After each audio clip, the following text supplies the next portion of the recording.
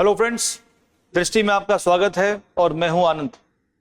दोस्तों, इस वीडियो में उत्तर प्रदेश मुख्य परीक्षा में वर्ष 2021 में जो प्रश्न पूछे गए हैं उन पे हम चर्चा करने वाले हैं। दोस्तों, हमें अपना उत्तर अधिकतम 200 शब्दों में देना होगा, जिसके लिए 12 अंक आवंटित किए गए हैं। दोस्तों, यहां पे हम पहले कंसेप्ट को समझते हैं, उसके बाद उसका उत्तर क्या होगा उस पे आएंगे। दोस्तों, प्रश्न हमारा यह है कि बेरोजगारी के विभिन्न प्रकार क्या हैं। बहुत सिंपल सा प्रश्न है। उसके बाद जो प्रश्न ये है वो है, भारत में बेरोजगारी को दूर करने के लिए सरकार द्वारा किए गए विभिन्न प्रयासों का उल्लेख आपको करना है। दोस्तों, पहला प्रश्न है, बेरोजगारी के अलग अलग प्रकार क्या हैं। आइए उसकी बात करते हैं। दोस्तों, एक व्यक्ति जो अपने श्रम को उपलब्ध कराता है, काम करना चाहता है किंतु उसे काम नहीं मिलता, इस स्थिति को बेरोजगारी कहते हैं। दोस्तों, ऐसा होता है बहुत कारणों से बेरोजगारी होती है, इसीलिए हमारे पास बेरोजगारी के विभिन्न प्रकार देखने को मिलते हैं। तो हमने देखा कि बेरोजगारी एक ऐसी आर्थिक सामाजिक स्थिति है जहां पर व्यक्ति काम करने को इच्छुक है, अपने श्रम को उपलब्ध कराना चाहता है किंतु उसे काम नहीं मिलता। दोस्तों, बेरोजगारी के जो प्रकार हैं उनका मतलब यह हुआ कि किन किन कारणों से ऐसा होता है कि व्यक्ति अपना काम या अपना श्रम उपलब्ध कराना चाहता है किंतु उसे काम नहीं मिलता, उसे कहते हैं बेरोजगारी के प्रकार। दोस्तों, एक प्रकार है संरचनात्मक बेरोजगारी।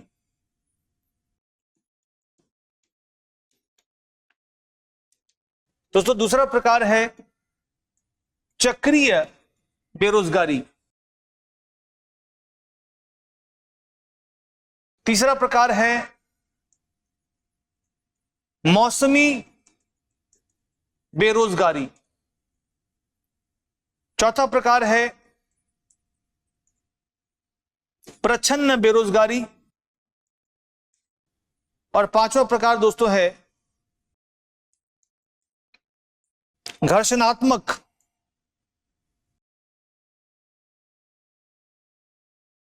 बेरोजगारी। इन पांच प्रकारों की बेरोजगारी देखी जा सकती है। आइए उसकी बात दोस्तों करते हैं। दोस्तों, पहला है संरचनात्मक बेरोजगारी। देखिए, आमतौर पे होता यह है कि जब अर्थव्यवस्था में संरचना बदल जाती है, संरचना क्या है, जिन तकनीकों के आधार पर हम उत्पादन करते हैं। मान लीजिए जिस तकनीक पर हम काम कर रहे थे, तकनीक अपग्रेड हो गई, कंप्यूटर्स आ गया, कुछ नया तकनीक आ गई, किंतु हमारी स्किल पुराने की पुरानी है। तो उस केस में होता यह कि जो हमारी जो स्किल है वो पुरानी है और जो नई तकनीक है उसके लिए स्किल की मांग कुछ और है। तो जब ऐसा होता है कि हमें कुछ और स्किल चाहिए किंतु हमारे पास जो स्किल है, जो कौशल है वो पुरानी है, इससे जो खाई पैदा होती है दोस्तों, उससे व्यक्ति बेरोजगार हो जाता है कि वो अपना श्रम देना चाहता है, वो काम करना चाहता है, लेकिन जो स्किल उसके पास में है उसकी मांग बाजार में नहीं है। बाजार किसी और कौशल की मांग कर रहा है जो उसके पास नहीं है।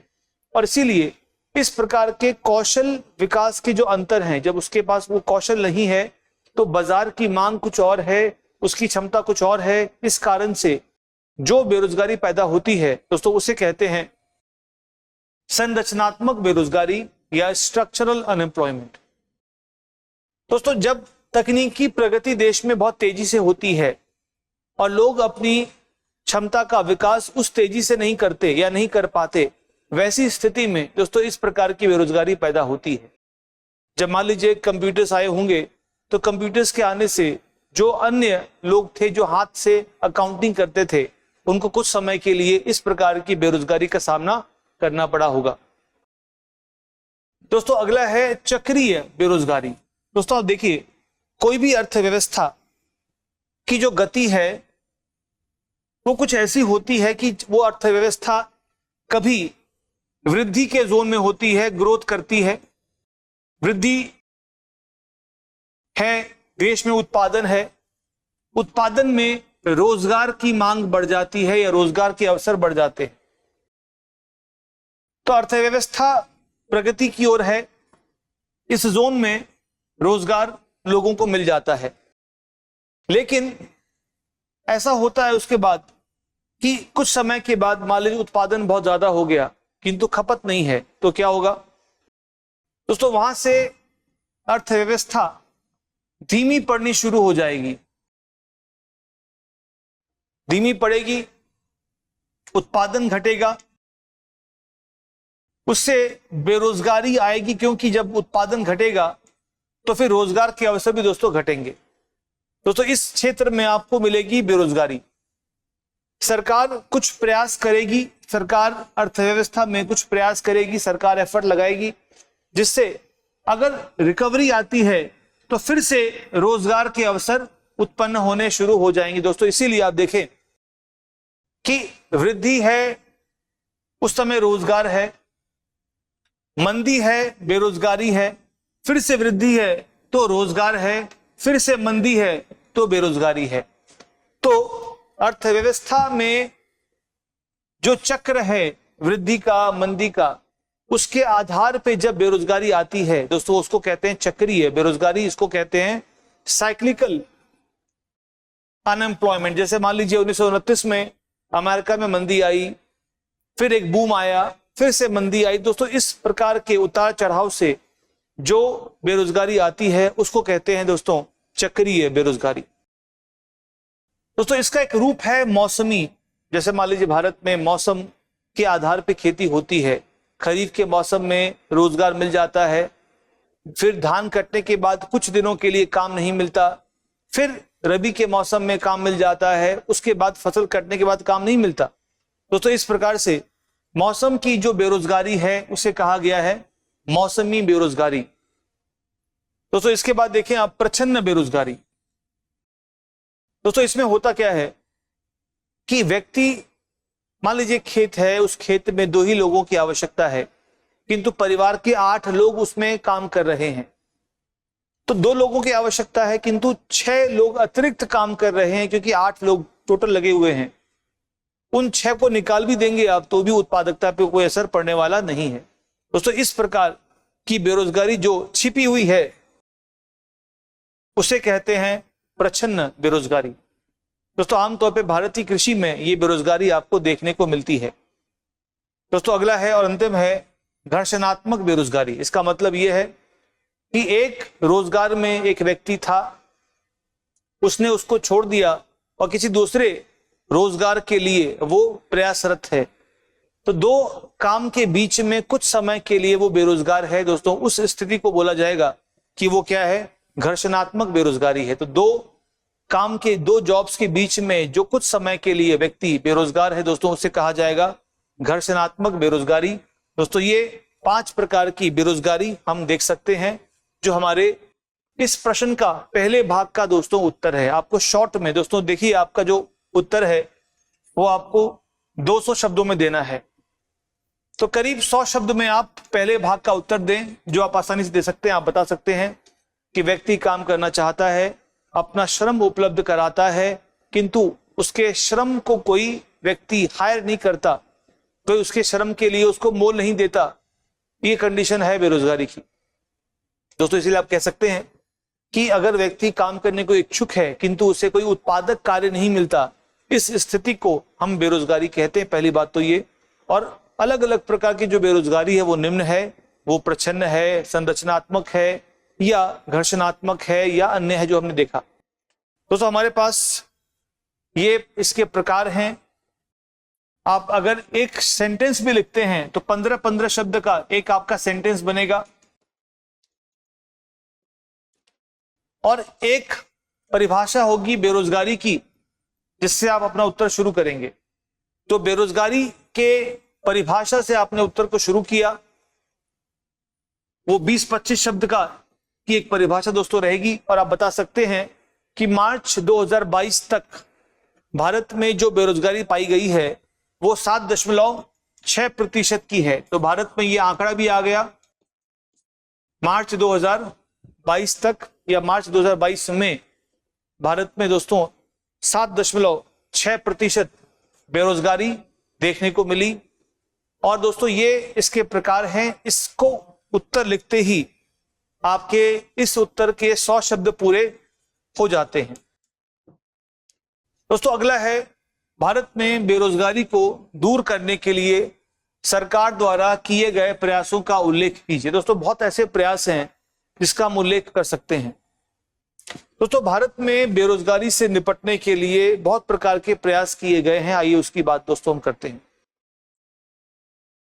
दोस्तों शिक्षा से लेकर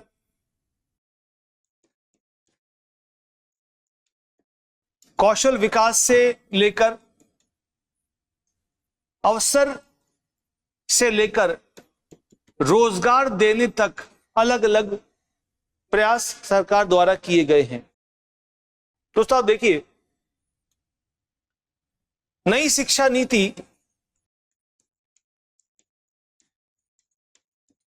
2020, दोस्तों इसमें पहली बार व्यावसायिक शिक्षा पर अधिक बल दिया गया है।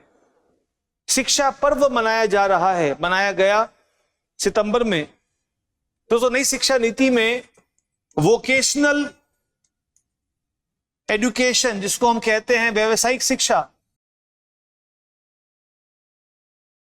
दोस्तों कक्षा 6वीं से बच्चा स्कूल के अध्ययन के साथ साथ किसी व्यवसाय के संदर्भ में शिक्षा प्राप्त कर सकता है। और जो भी अलग अलग क्षेत्र के एक्सपर्ट्स हैं उनके साथ में स्कूल कार्यक्रम ऑर्गेनाइज कराएंगे, जिससे बच्चा किसी भी कार्य के जो मूल सिद्धांत हैं, जो कौशल है, उसके लिए शिक्षा प्राप्त कर पाएगा। दोस्तों तो एक प्रकार से आप देखिए, नई शिक्षा नीति एक बहुत अच्छा प्रयास है देश में बेरोजगारी से निपटने का। देखिए ये एक चरम एक स्थिति है, क्योंकि हमने ये देखा है, हम अपने उत्तर मतलब हम अपने समाधान को 4 वर्गों में बांट रहे हैं। हमने कहा कि बेरोजगारी से निपटने के लिए एक प्रयास होगा शिक्षा, एक होगा कौशल विकास, एक अवसर, एक खुद रोजगार उपलब्ध कराना। दोस्तों शिक्षा के स्तर पे जो नई शिक्षा नीति है वो एक अच्छा प्रयास है, जो व्यावसायिक शिक्षा को बढ़ावा देती है और उससे रोजगार पैदा होता है। दोस्तों अगला है कौशल विकास, जिसको हम कहते हैं स्किल डेवलपमेंट। देखिए आप दोस्तों, प्रधानमंत्री कौशल विकास योजना को दोस्तों शुरू किया गया है, जिसका उद्देश्य है कि कौशल विकास के लिए मंत्रालय काम करेंगे। दोस्तों इसके अंतर्गत आप देखिए, राष्ट्रीय कौशल विकास निगम, नेशनल स्किल डेवलपमेंट कॉरपोरेशन का गठन किया गया है, जो अलग अलग केंद्रों के माध्यम से उनके संचालन को बढ़ावा देकर उनके बीच समन्वय स्थापित करके अलग अलग जिलों में, क्षेत्रों में कौशल विकास के कार्यक्रम को चला रहा है, जिससे दोस्तों निचले स्तर पर कौशल विकास को प्रोत्साहन दिया जा रहा है। तो धन की आपूर्ति हो, तो वित्त पोषण हो, कौशल विकास कार्यक्रम या उनका जो करिकुलम है उसका विकास हो, मूल्यांकन हो, और लोगों का जो प्लेसमेंट है उनके लिए दोस्तों ये निगम काम करती है, जिससे भी हम रोजगार की स्थिति को मजबूत कर रहे हैं। दोस्तों अवसर पे आते हैं। देखिए अवसर का मतलब क्या है? अवसर है अन्य चीजों का विकास करना जिससे रोजगार बने। जैसे दोस्तों अगर हम उद्योगों की बात करें तो भारत में मेक इन इंडिया, दोस्तों उत्तर प्रदेश में रक्षा क्षेत्र के गलियारे बनाए जाएंगे,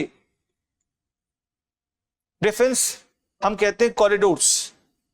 दोस्तों देश भर में उत्तर दक्षिण कह लीजिए या नॉर्थ साउथ या दिल्ली मुंबई जो औद्योगिक गलियारे हैं, औद्योगिक गलियारों का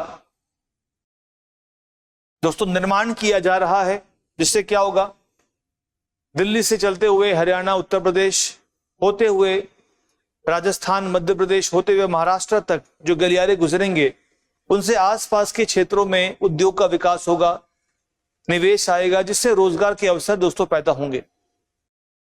दोस्तों स्टार्टअप इंडिया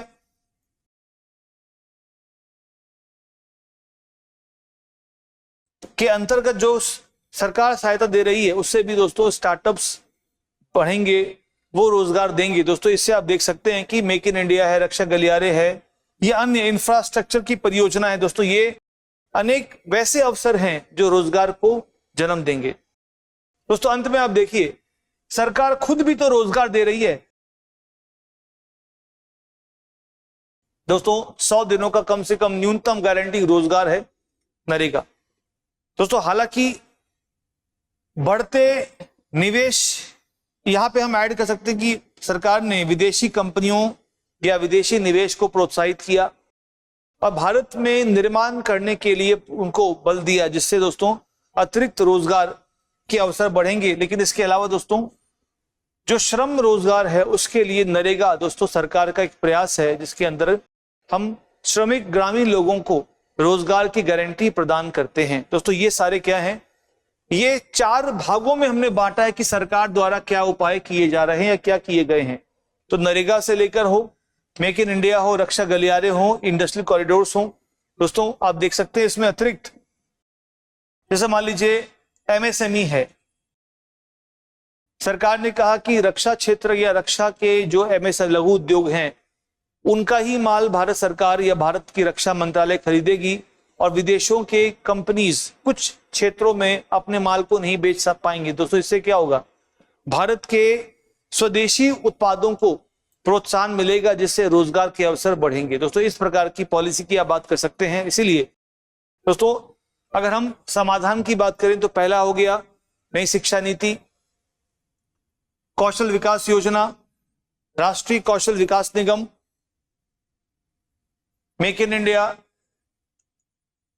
औद्योगिक गलियारे, स्टार्टअप इंडिया या निवेश आदि के। और दोस्तों अंत में हम बात कर सकते हैं नरेगा के माध्यम से दोस्तों रोजगार। दोस्तों इसके अलावा आप कह सकते हैं कि सरकार ने, श्रम मंत्रालय ने ई श्रम पोर्टल का विकास करवाया है। जो भी मजदूर हैं वो अपने आप को यहां पर इस पोर्टल पे जाके रजिस्टर कर सकते हैं, जिनका जुड़ाव, जिनका डेटा सरकार फैक्ट्रीज को देगी ताकि फैक्ट्री और श्रमिकों के बीच में कांटेक्ट बनाया जा सके। दोस्तों रोजगार मेला आयोजित किया जा रहा है। दोस्तों ये कुछ ऐसे प्रयास हैं जिनका आप जिक्र कर सकते हैं कि इन सभी प्रयासों के फलस्वरूप देश में जो विकास है दोस्तों वो किया जा रहा है। तो आप दोस्तों उत्तर क्या रहेगा हमारा, पहले 100 शब्दों में दोस्तों बता दिया हमने कि बेरोजगारी के प्रकार क्या हैं, हमारा उत्तर हो गया। दोस्तों भारत में इसका जो उत्तर देंगे आप, ये भी आप 100 शब्दों में देंगे, आप बताएंगे कि भारत में बेरोजगारी से निपटने के लिए जो भी प्रयास किए जा रहे हैं उनको 4 वर्गों में बांटा जा सकता है। भारत सरकार या सरकारें शिक्षा, कौशल विकास, नए अवसर या स्वयं रोजगार उपलब्ध कराकर देश में बेरोजगारी से लड़ रही हैं, जिसके मुख्य बिंदु निम्न हैं। तो पहला दोस्तों आप इसकी बात कर लें, दूसरा इसकी बात कर लें, तीसरा इसकी और उसके बाद इसकी बात करें, दोस्तों आपका उत्तर समाप्त हो जाएगा। दोस्तों यहां पे चूंकि हमने समाधान ही दिया है और आपको दरअसल इसमें विश्लेषण करना है। अब दोस्तों आइए जरा विश्लेषण पे आते हैं। दोस्तों क्वेश्चन हमारा ये है कि आप देखिए उल्लेख करना है आपको, आपने उल्लेख कर दिया, कोशिश आप अंत में करें कि 15 से 20 शब्दों में एक निष्कर्ष आप दे दें कि योजनाओं का जो क्रियान्वयन है, जो उनका मूल्यांकन है, पर्यवेक्षण है, वो आवश्यक है। और साथ ही साथ ये महत्वपूर्ण दोस्तों है कि जो भी हम कौशल विकास कर रहे हैं वो नई तकनीकों या नई मांग के अनुरूप हो। ये देखा गया है कि जो कौशल विकास हो रहा है वो पुराने तर्ज पे है, उद्योगों की जो मांग है वो कुछ और है और जो तकनीक हम सिखा रहे हैं वो कुछ और है। इसलिए दोस्तों निष्कर्ष में आप कह सकते हैं कि इन योजनाओं की सफलता के लिए नवाचार की आवश्यकता है। जो योजना हम चला रहे हैं, जो प्रोग्राम चला रहे हैं, उनके एक मूल्यांकन की आवश्यकता है, ताकि हम ये देख सकें, सुनिश्चित कर सकें कि जो उद्योगों की मांग है उसी आधार पर जो हमारा कौशल प्रदान कर रहे हैं वो काम करे, ताकि दोनों में मिसमैच दोस्तों ना रहे। आप देखिए यहां पर हमने क्या देखा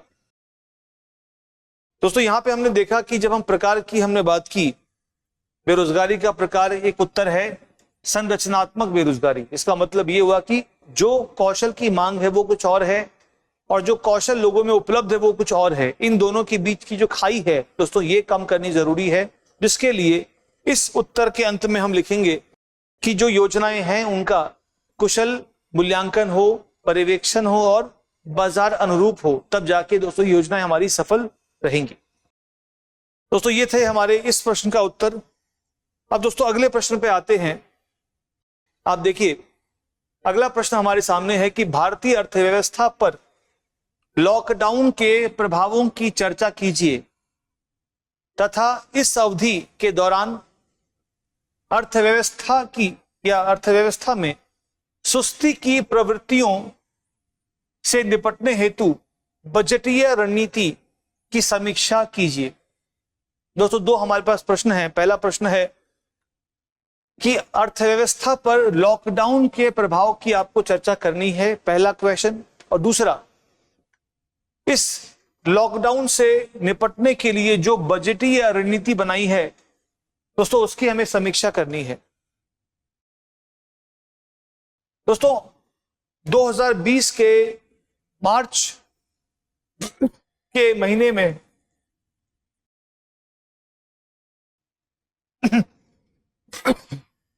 देश में लॉकडाउन लगाया गया। अंत के दिनों में दोस्तों इससे भारतीय अर्थव्यवस्था पर काफी बड़ा इंपैक्ट पड़ा, जिसकी हम बात करने वाले हैं। दोस्तों आप देखें कि 2020 में लगाए गए लॉकडाउन ने भारतीय अर्थव्यवस्था को हर प्रकार से हिलाकर रख दिया। अगर हम दोस्तों जीडीपी की बात करें तो भारत की जीडीपी 2020-21 की जो पहली तिमाही है, मतलब अप्रैल मई जून, दोस्तों इसमें जीडीपी में लगभग 24% की गिरावट देखने को मिली। और 2020-21 का जो वर्ष है, अगर हम इस वर्ष की बात दोस्तों करते हैं तो इस वर्ष में आप देखेंगे कि हमारी जीडीपी में लगभग 7.3% का संकुचन देखने को मिला।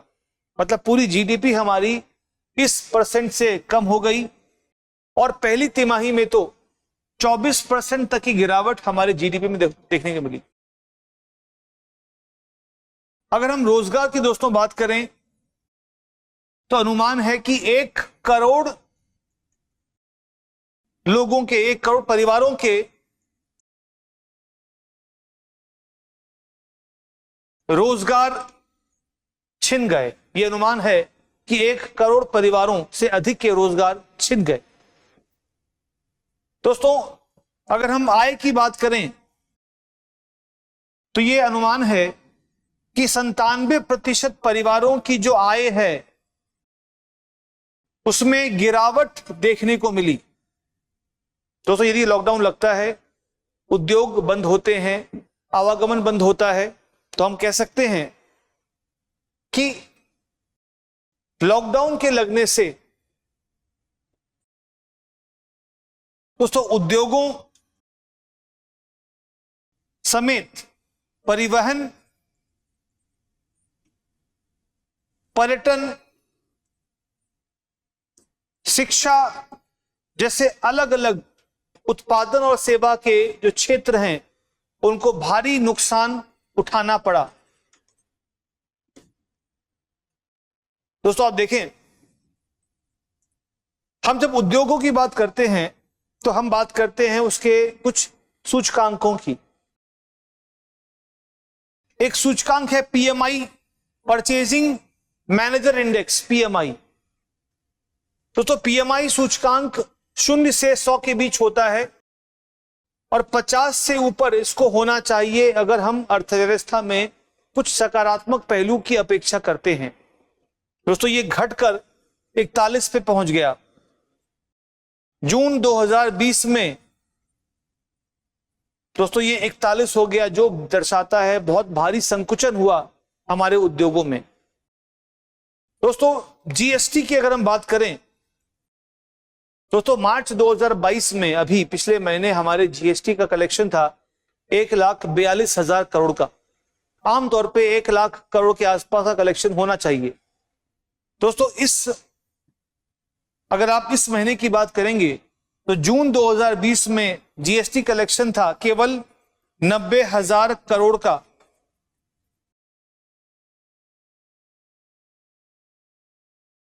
आप दोस्तों कंपेयर कीजिए कि ये मार्च 2022 में 1,42,000 करोड़ का हो गया था। तो इन सभी डेटा से हम ये प्रमाणित कर सकते हैं कि भारतीय अर्थव्यवस्था के ऊपर लॉकडाउन का असर, चाहे वो परिवारों की आय का हो,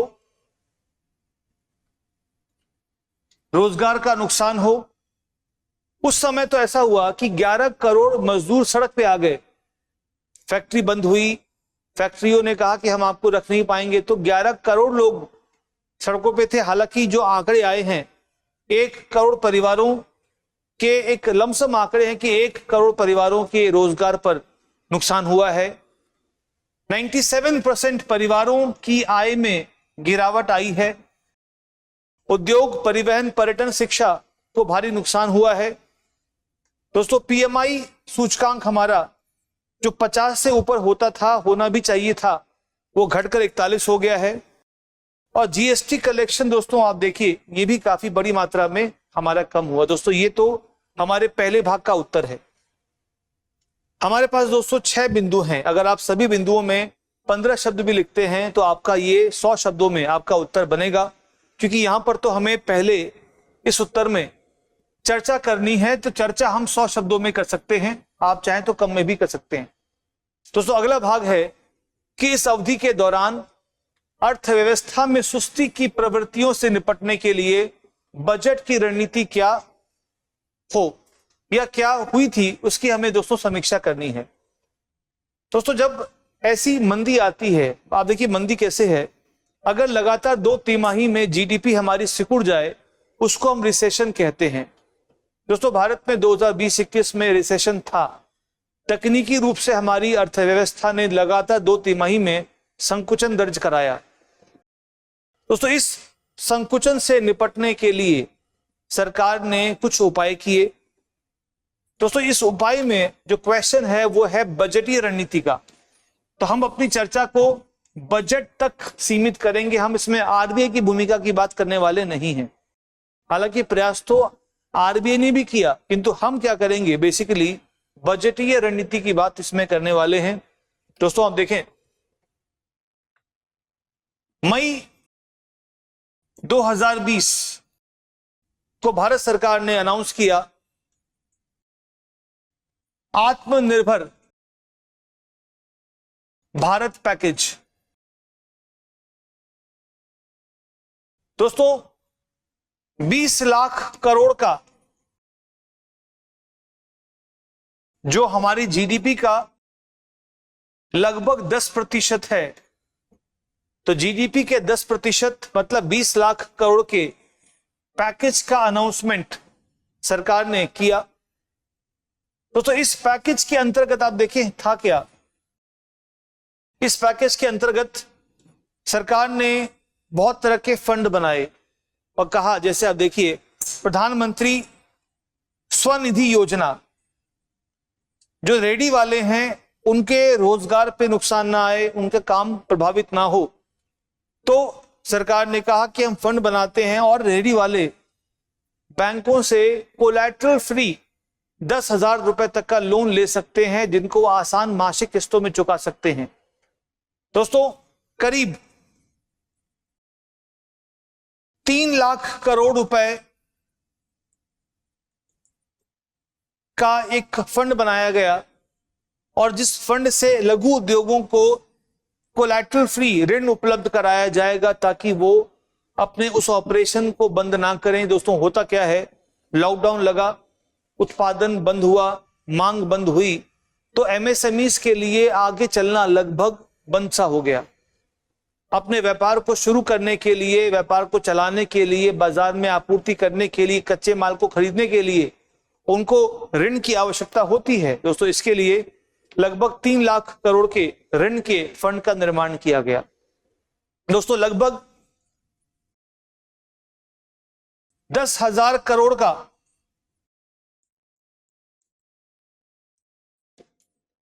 फंड्स ऑफ फंड बनाया गया। दोस्तों ये निवेश के लिए किया गया कि जो अच्छे एमएसएमईज हैं, जिनमें ग्रोथ पोटेंशियल है, उनमें इस फंड से निवेश किया जाएगा। देखिए ऋण है और ये क्या है, एक फंड ऑफ फंड्स है जिसके माध्यम से उन कंपनीज में, एमएसएमईज में निवेश किया जाएगा। दोस्तों हालांकि वो काम आरबीआई का था, लेकिन सरकार ने भी आम जनता के लिए, आप देखिए अगर हम टैक्स की बात करें तो टीडीएस की कटौती को सरकार ने 10% घटाकर 7.5% कर दिया, ताकि लोगों के पास में थोड़ा सा धन बचेगा। जब धन बचेगा तो उस धन का इस्तेमाल मांग को जनरेट करने के लिए किया जा सकता है।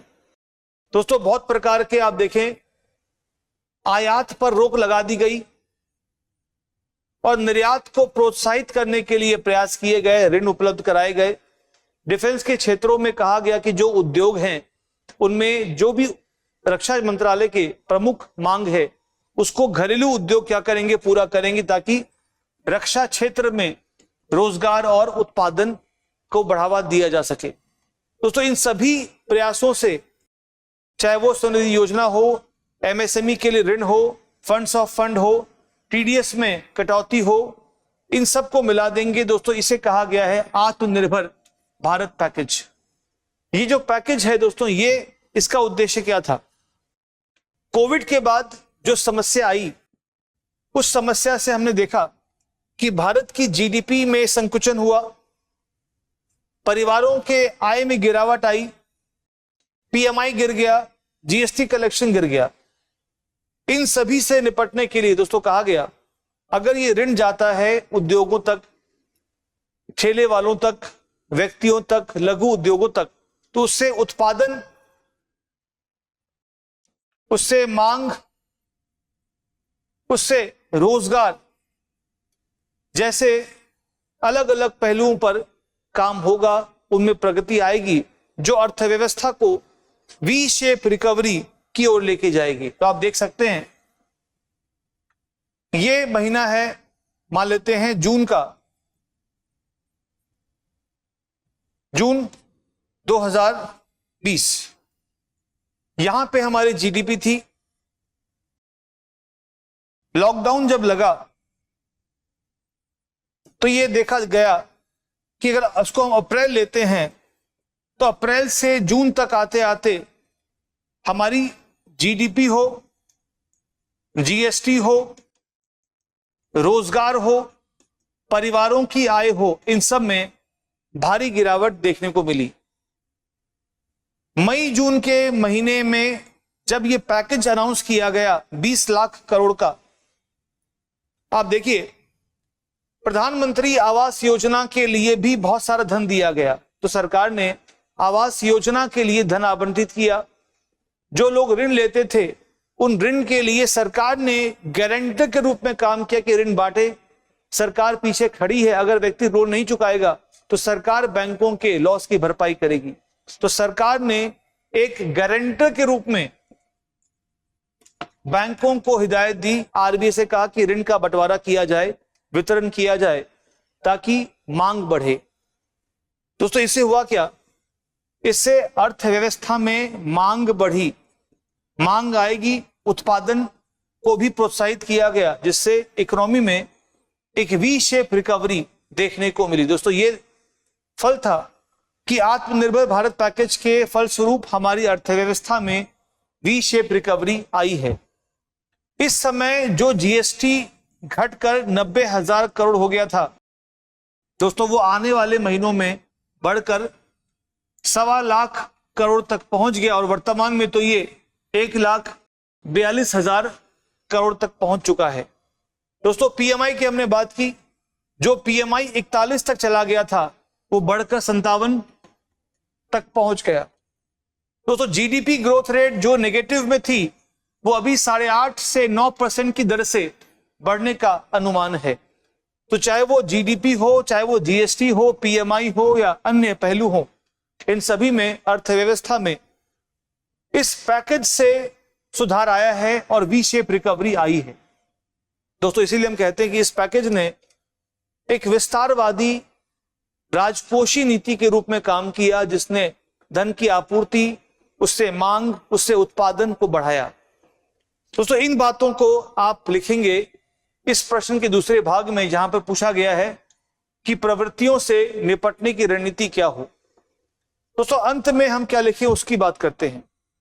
बजट की रणनीति हमने पढ़ी, एमएसएमई के लिए 3 लाख करोड़ का फंड है, या रेडी वालों के लिए कुछ पैसे का आवंटन है, 10,000 करोड़ का फंड ऑफ फंड है। इन चीजों पे सरकार ने काम किया। आवास योजना में ऋण दिया गया। तो इन उद्देश्यों से वो मिला देंगे तो 20 लाख करोड़ का हमारा आत्मनिर्भर भारत पैकेज बनता है। दोस्तों लेकिन दिक्कत इसमें यह आई कि सरकार ने जितना खर्च किया उससे राजकोषीय घाटा बहुत तेजी से बढ़ गया। जो राजकोषीय घाटा आमतौर पे 4.5% तक हुआ करता था जीडीपी का, वो बढ़कर 9.3% तक पहुंच गया। अगर हम डेटा की बात करें तो जो राजकोषीय घाटा जो लगभग 7 से 8 लाख करोड़ हुआ करता था, वो बढ़कर 18,48,000 करोड़ हो गया। दोस्तों राजकोषीय घाटे में भारी बढ़ोतरी का मतलब है सरकार पे ऋण का बहुत भारी बोझ। इसका मतलब है आगामी वर्ष में ब्याज का भारी भुगतान। तो भले ही उस रणनीति ने हमारी अर्थव्यवस्था को दोबारा से ट्रैक पे ला दिया हो, किंतु सरकार का ट्रैक थोड़ा सा बिगड़ गया है। सरकार इस समय भारी घाटे में चल रही है और जो डेट, उधार और जीडीपी का अनुपात होना चाहिए था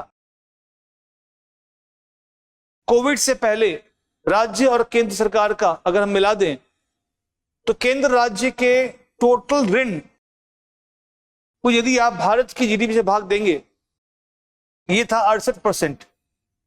इसको कम करना था, किंतु इस कोविड के कारण और कोविड के दौर में सरकार द्वारा दिए गए आवंटनों से ये घाटा बढ़ के वर्तमान में 88% पहुंच चुका है। दोस्तों ये खुद में एक चिंता वाली बात है। दोस्तों हमने उत्तर देख लिया, लेकिन हम इसमें क्या लिखें तो हम देखें, हमने ये बात कर ली कि लॉकडाउन के प्रभाव क्या होंगे, हमने इसकी बात की।